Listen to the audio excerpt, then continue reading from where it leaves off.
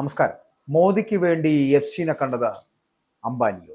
Epstein രേഖകളിൽ മോദിയുടെ പേര് വന്നത് എങ്ങനെ? ഇതിലെ സത്യമെന്ത്? ഇത് തിരിച്ചറിയപ്പെടേണ്ടതാണ്. ഒരാളെ തേജോവധം ചെയ്യുന്നത് ഒരിക്കലും ശരിയല്ല എന്ന് പറയട്ടെ. നരേന്ദ്രമോദിയുടെ പേര് എങ്ങനെയാണ് എഫ്സ്റ്റീനുമായി ബന്ധപ്പെട്ട രേഖകളിൽ എത്തിയത് എന്നുള്ളത് വലിയ ചോദ്യചിഹ്നവും ഒപ്പം തന്നെ രാജ്യത്തെ പ്രതിസന്ധിയിലാക്കുന്നതുമാണ് എന്ന് പറയാതിരിക്കാൻ കഴിയില്ല. പക്ഷെ മോദിക്ക് വേണ്ടി എഫ്സ്റ്റീനുമായി ആശയവിനിമയം നടത്തിയത് അനിൽ അംബാനിയാണ് എന്ന് പറയപ്പെടുന്ന രേഖകളിൽ പറയുന്നു. പുറത്തു വന്ന രേഖകളിൽ നിന്ന് മനസ്സിലാക്കുന്നത് അതാണ് എന്നാണ് പറയപ്പെടുന്നത്. ഇതിൽ സത്യം എന്താണ്? അന്തരിച്ച അമേരിക്കൻ വ്യവസായിയും ലൈംഗിക കുറ്റവാളിയുമായിരുന്ന ജെഫ്രി എഫ്സ്റ്റീനുമായി ബന്ധപ്പെട്ട് പുറത്തുവിട്ട ഫയലുകളിൽ ഇന്ത്യൻ വ്യവസായി അനിൽ അംബാനിയുമായി ബന്ധപ്പെട്ട് നടത്തിയ ആശയവിനിമയങ്ങൾ ഉണ്ട് എന്നുള്ള റിപ്പോർട്ടുകൾ പുറത്തു വന്നു. അനിൽ അംബാനി അമേരിക്കൻ രാഷ്ട്രീയ ബന്ധങ്ങൾ നേടാൻ എഫ്സ്റ്റീന്റെ സ്വാധീനം ഉപയോഗിച്ചിരുന്നുവെന്ന് പിടിച്ചെടുത്ത ഡിജിറ്റൽ ഉപകരണങ്ങളിൽ നിന്നുള്ള സന്ദേശങ്ങളും ഇമെയിലുകളും വെളിപ്പെടുത്തുന്നതായിട്ട് ദ വയർ റിപ്പോർട്ട് ചെയ്യപ്പെടുന്നു. 2017 മുതൽ 2019 വരെയുള്ള കാലയളവിലെ ആശയവിനിമയങ്ങളാണ് US ജസ്റ്റിസ് ഡിപ്പാർട്ട്മെന്റ് രേഖകളിലുള്ളത്. പ്രധാനമന്ത്രി നരേന്ദ്രമോദിയെക്കുറിച്ചും 2019 മെയ്യിൽ ഇന്ത്യയിലെ തെരഞ്ഞെടുപ്പ് കാലഘട്ടത്തിൽ മോദി അയച്ച പ്രതിനിധിയായി എഫ്സ്റ്റീൻ കൂടിക്കാഴ്ച നടത്തിയെന്ന വിവരവും ഇതിൽ ഉൾപ്പെടുന്നു എന്നാണ് പറയപ്പെടുന്നത്. മോദിയുടെ നയതന്ത്ര സന്ദർശനങ്ങളെക്കുറിച്ച് അംബാനി എഫ്സ്റ്റീനോട് വിവരങ്ങൾ തേടിയെന്നും എഫ്സ്റ്റീന്റെ ഐഫോണിൽ നിന്നുള്ള ടെക്സ്റ്റ് മെസ്സേജുകളും ഇമെയിലുകളും ഉൾപ്പെടുന്ന രേഖകളിൽ പറയുന്നു എന്ന് വ്യക്തമാണ്. ഇന്ത്യൻ താല്പര്യങ്ങൾക്കും അമേരിക്കൻ രാഷ്ട്രീയ വ്യക്തികൾക്കും ഇടയിലുള്ള ഒരു കണ്ണിയായിട്ട് താൻ നിലകൊണ്ടു എന്നാണ് എഫ്സ്റ്റീൻ പറയുന്നു. 2019 മെയ്യിലാണ് അനിൽ അംബാനിയുമായുള്ള ഏറ്റവും പ്രധാനപ്പെട്ട ആശയവിനിമയം നടന്നത് എന്ന് പറയപ്പെടുന്നു. എഫ്സ്റ്റീനെ പ്രായപൂർത്തിയാകാത്ത പെൺകുട്ടികളെ കടത്തിക്കൊണ്ടുപോയെന്ന കുറ്റത്തിന് അറസ്റ്റ് ചെയ്യുന്നതിന് അല്ലെങ്കിൽ അറസ്റ്റ് ചെയ്യപ്പെടുന്നതിന് 6 ആഴ്ച മാത്രം മുമ്പായിരുന്നു ഇത്തരത്തിൽ ഒരു കൂടിക്കാഴ്ച. ഇന്ത്യയിലെ പൊതു തെരഞ്ഞെടുപ്പ് ഫലങ്ങൾ എണ്ണുന്ന സമയം കൂടിയായിരുന്നു അത്. മെയ് 14 മുതൽ 20 വരെ മെയ് 23 നടത്താനിരുന്ന ഒരു കൂടിക്കാഴ്ചയെക്കുറിച്ച് എഫ്സ്റ്റീനും അംബാനിയും തമ്മിൽ ആശയവിനിമയം നടന്നതായിട്ട് രേഖകളിൽ സൂചിപ്പിക്കുന്നു. ആ ദിവസം തന്നെ നരേന്ദ്രമോദി നിർണായക വിജയം നേടി വീണ്ടും അധികാരത്തിലെത്തിയതും അതിനകത്ത് പറയപ്പെടുന്ന ദിവസമാണ് മെയ് 20. മെയ് 20 അന്നത്തെ അമേരിക്കൻ പ്രസിഡന്റായിട്ടുള്ള ഡൊണാൾഡ് ട്രംപിന്റെ മുൻ മുഖ്യ തന്ത്രജ്ഞനായിട്ടുള്ള സ്റ്റീവ് ബാനന് എഫ്സ്റ്റീൻ അയച്ച ഒരു സന്ദേശത്തിൽ മോദി വ്യാഴാഴ്ച തന്നെ കാണാൻ ഒരാളെ അയക്കുന്നു എന്ന് വ്യക്തമാക്കുന്നുണ്ട്. ഇത് മെയ് 23 ആണ് സൂചിപ്പിക്കുന്നത്. മെയ് 23 ഉച്ചയ്ക്ക് ശേഷം 4:30 മാൻഹാറ്റനിലെ ഈസ്റ്റ് 71 സ്ട്രീറ്റിൽ നമ്പർ 9 സ്ഥിതി ചെയ്യുന്ന എഫ്സ്റ്റീന്റെ ടൗൺ ഹൗസിൽ അംബാനി എത്തിയതായിട്ട് അദ്ദേഹത്തിന്റെ സെക്രട്ടേറിയറ്റിൽ നിന്നുള്ള ഇമെയിൽ വിവരങ്ങൾ സ്ഥിരീകരിക്കുന്നു. അതേ ദിവസം വൈകിട്ട് അമേരിക്കൻ സമയം, അതായത് രാത്രി 9:05 എഫ്സ്റ്റീൻ അംബാനിക്ക് അയച്ച ഒരു സന്ദേശത്തിൽ ഇന്നത്തെ കൂടിക്കാഴ്ച ഒരു പ്രത്യേക അനുഭവമായിരുന്നുവെന്നും നിങ്ങളെ കണ്ടതിൽ സന്തോഷമെന്നും രേഖപ്പെടുത്തിയിട്ടുണ്ട്. 2019 മെയ് മാസത്തിൽ ന്യൂയോർക്കിൽ നടന്ന ഒരു യോഗത്തിൽ അനിൽ അംബാനി പങ്കെടുത്തിരുന്നു എന്നതാണ് US നീതിന്യായ വകുപ്പ് പുറത്തുവിട്ട രേഖകൾ പറയുന്ന മറ്റൊരു കാര്യം. എഫ്സ്റ്റീന്റെ സന്ദർശനത്തിൽ അല്ലെങ്കിൽ ആ സന്ദേശത്തിൽ പറയുന്നത് പോലെ മോദി എന്നെ കാണാൻ ഒരാളെ അയച്ചു എന്ന വാദം യാഥാർത്ഥ്യമാണോ എന്നും അങ്ങനെയെങ്കിൽ ആ വ്യക്തി അനിൽ അംബാനിയാണോ അതോ മറ്റാരെങ്കിലും ആണെന്ന് സ്ഥിരീകരിക്കാൻ കഴിഞ്ഞിട്ടുണ്ടോ എന്നതിനെ കുറിച്ചുമൊന്നും വ്യക്തതയില്ല. ഇങ്ങനെയാണ് ദ വയർ റിപ്പോർട്ടിൽ പറയുന്നത്. മോദിയും ഡൊണാൾഡ് ട്രംപും തമ്മിലുള്ള കൂടിക്കാഴ്ച, ഇന്ത്യയുടെ ചൈന നയങ്ങൾ, പാകിസ്ഥാൻ സംബന്ധമായിട്ടുള്ള വിഷയങ്ങൾ തുടങ്ങിയവയൊക്കെ സംഭാഷണങ്ങളിൽ പരാമർശിക്കപ്പെട്ടതായിട്ട് എഫ്സ്റ്റീന്റെ സന്ദേശത്തിൽ പറയുന്നുണ്ട്. മോദിയുടെ പ്രധാന ശത്രുവാണ് ചൈന.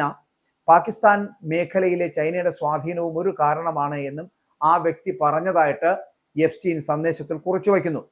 എഫ്സ്റ്റീനും ബാനനും തമ്മിലുള്ള ഈ ടെക്സ്റ്റ് സംഭാഷണം ആദ്യം റിപ്പോർട്ട് ചെയ്തത് അമേരിക്കൻ മാധ്യമ സ്ഥാപനമായിട്ടുള്ള ഡ്രോപ്പ് സൈറ്റ് ന്യൂസ് ആണ്.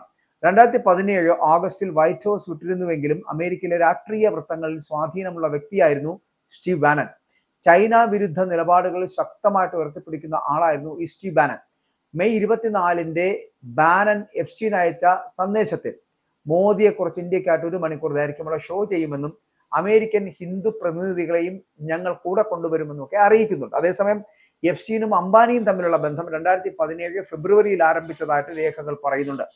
അംബാനി വൈറ്റ് ഹൗസുമായി ബന്ധം സ്ഥാപിക്കുവാൻ സഹായം തേടുകയും ഇന്ത്യ അമേരിക്ക ബന്ധവും പ്രതിരോധ സഹകരണവും സംബന്ധിച്ച് മാർഗനിർദ്ദേശവും ആവശ്യപ്പെടുകയും ചെയ്തതായിട്ട് സന്ദേശങ്ങളിൽ പറയുന്നുണ്ട്. അംബാനി ട്രംപിന്റെ മരുമകൻ ജാരഡ് കുഷ്നർ, സ്റ്റീവ് ബാനൻ തുടങ്ങിയവരുമായിട്ട് കൂടിക്കാഴ്ച ഒരുക്കാൻ സഹായം തേടിയതായിട്ടും രേഖകളിൽ പറയുന്നു. എഫ്സ്റ്റീൻ ട്രംപ് ഭരണകൂടവുമായിട്ട് അടുത്ത ബന്ധമുള്ള ടോം ബാരക്, സ്റ്റീവ് ബാനൻ തുടങ്ങിയവരെ അംബാനിക്ക് പരിചയപ്പെടുത്തുവാൻ ശ്രമിച്ചതായിട്ടും ഇതേ ഇമെയിലുകളിൽ പറയുന്നുണ്ട്. അപ്പോൾ ഇങ്ങനെ ഇന്ത്യ ബന്ധത്തിനും പ്രതിരോധ സഹകരണത്തിനും വൈറ്റ് ഹൗസുമായിട്ട് ഇടപെടുന്നതിൽ നിങ്ങളുടെ മാർഗനിർദ്ദേശം ആവശ്യമാണ് എന്ന് മാർച്ച് 2-ന് അംബാനി എപ്സ്റ്റീൻ അയച്ച ഒരു സന്ദേശത്തിൽ പറയുന്നു. സുരക്ഷിതമായ ആശയവിനിമയത്തിനായിട്ട് അംബാനിയോട് സിഗ്നൽ മെസ്സഞ്ചർ ഡൗൺലോഡ് ചെയ്യാൻ എപ്സ്റ്റീൻ നിർദ്ദേശിച്ചുവെന്നും പുറത്തുവന്ന ഫയലുകളിലുണ്ട്. ട്രംപിന്റെ ഉപദേശകരായിരുന്ന ജാരഡ് കുഷ്നർ, സ്റ്റീവ് ബാനൻ എന്നിവരുമായിട്ട് കൂടിക്കാഴ്ചയ്ക്ക് അവസരമൊരുക്കണമെന്നും പ്രധാനമന്ത്രിയുടെ വാഷിംഗ്ടൺ സന്ദർശനത്തിന് മുന്നോടിയായിട്ട് സഹായം വേണമെന്നും അംബാനി ആവശ്യപ്പെട്ടിരുന്നു. മോദിയുടെ സന്ദർശന തീയതികളെക്കുറിച്ചും അനൌദ്യോഗിക നയതന്ത്ര ചാനലുകളെക്കുറിച്ചും ഇരുവരും ചർച്ച നടത്തുകയും ചെയ്തെന്ന് പുറത്തു വന്ന രേഖകളിൽ പറയുന്നുമുണ്ട്. 2017 ജൂലൈയിലെ മോദിയുടെ ഇസ്രായേൽ സന്ദർശനത്തെക്കുറിച്ച് എപ്സ്റ്റീൻ പറയുന്നുണ്ട്. മോദി എന്റെ നിർദ്ദേശം അനുസരിച്ച് US പ്രസിഡന്റ് ട്രംപിന് വേണ്ടി ഇസ്രായേലിൽ പോയെന്നും അവിടെ നൃത്തം ചെയ്യുകയും പാട്ടുകൾ പാടിയെന്നും അത് ഫലിച്ചെന്നുമാണ് എപ്സ്റ്റീൻ ഖത്തറിൽ തന്റെ ഒരു സുഹൃത്തിനയച്ച സന്ദേശത്തിൽ പറയുന്നത്. അതേസമയം പുറത്തു വന്ന വെളിപ്പെടുത്തലുകൾ എല്ലാം ഇന്ത്യൻ വിദേശകാര്യ മന്ത്രാലയം തള്ളിക്കളയുകയും ചെയ്തിട്ടുണ്ട്. മോദിയുടെ ഇസ്രായേൽ സന്ദർശനം ഒഴികെയുള്ള കാര്യങ്ങൾ ഒരു ക്രിമിനലിന്റെ ജൽപ്പനങ്ങൾ മാത്രമാണ് എന്നും അവ അറപ്പോടെ തള്ളിക്കളയുന്നുവെന്നാണ് മന്ത്രാലയം പറയുന്നത്.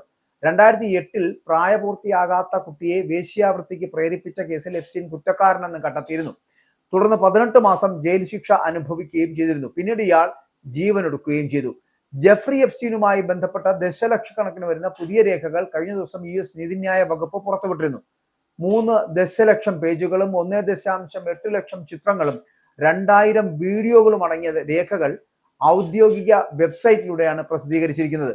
അപ്പോൾ ഇവിടെയാണ് ഇത്തരത്തിലുള്ള ഒരു വൃത്തികെട്ടവനുമായി ബന്ധപ്പെട്ട് വരുന്ന വിഷയങ്ങളിൽ ഇന്ത്യയുടെ പ്രധാനമന്ത്രി നരേന്ദ്രമോദിയുടെ പേര്, ഇന്ത്യൻ കേന്ദ്രമന്ത്രിയുടെ പേരൊക്കെ ഉൾപ്പെടുത്തുന്നത് എന്ത് വൃത്തികേടാണ് കാണിക്കുന്നത്, അല്ലെങ്കിൽ എന്താണ് അതിന്റെ യാഥാർത്ഥ്യം എന്നുള്ളതാണ്. അപ്പോൾ ഇതിൽ എന്തെങ്കിലും ഒരു യാഥാർത്ഥ്യമുണ്ടോ, അല്ലെങ്കിൽ സത്യം എന്താണ്, രേഖകളിൽ ഈ മോദിയുടെ പേര് വന്നതിലെ സത്യം എന്താണ് എന്നതൊക്കെ ഇനി അറിയേണ്ടതാണ്. അങ്ങനെയെങ്കിൽ മോദിക്ക് വേണ്ടി എപ്സ്റ്റീനെ കണ്ടത് അംബാനിയാണോ, അതിന്റെ നിജസ്ഥിതി എന്താണ് എന്നൊക്കെ അറിയണം. അത് ലോകം കാത്തിരിക്കുന്നതാണ്. കാരണം ഇന്ത്യൻ പ്രധാനമന്ത്രിയെ മറ്റിടങ്ങളിൽ ഇങ്ങനെ നാണം കെടുത്തുന്ന ഒരിക്കലും ശരിയായിട്ടുള്ള പ്രവൃത്തിയല്ല. അത് മാത്രമല്ല, ഇന്ത്യയുടെ പേര് ഇത്തരത്തിൽ വലിച്ചിഴക്കുന്നത്, എപ്സ്റ്റീനുമായിട്ടുള്ള ബന്ധപ്പെടുന്ന രേഖകളിൽ വലിച്ചിഴക്കുന്നത് വലിയ നാണക്കേട് ഉണ്ടാക്കുകയാണ്. അത് മാത്രമല്ല, ഒരു രാജ്യത്തെ ഇങ്ങനെ അപമാനിക്കുന്ന തരത്തിലേക്ക് കൊണ്ടുപോകുന്നത് ഒരിക്കലും ശരിയല്ല.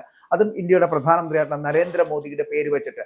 അതുകൊണ്ട് നരേന്ദ്രമോദിയായി ബന്ധപ്പെട്ട് വരുന്ന വിഷയങ്ങളിലുള്ള യാഥാർത്ഥ്യം എന്താണ് എന്ന് പൊതുസമൂഹത്തിന് മുന്നിൽ അറിയിക്കുവാനുള്ള ബാധ്യത തീർച്ചയായിട്ടും അമേരിക്കൻ എംബസികൾക്കുണ്ട് എന്നുള്ള കാര്യത്തിൽ തർക്കമില്ല. അതുകൊണ്ട് തന്നെ എത്രയും പെട്ടെന്ന് ഇതിന്റെ യാഥാർത്ഥ്യവും ഇതിന്റെ സത്യാവസ്ഥയും നിജസ്ഥിതിയും അറിയേണ്ടതാണ്.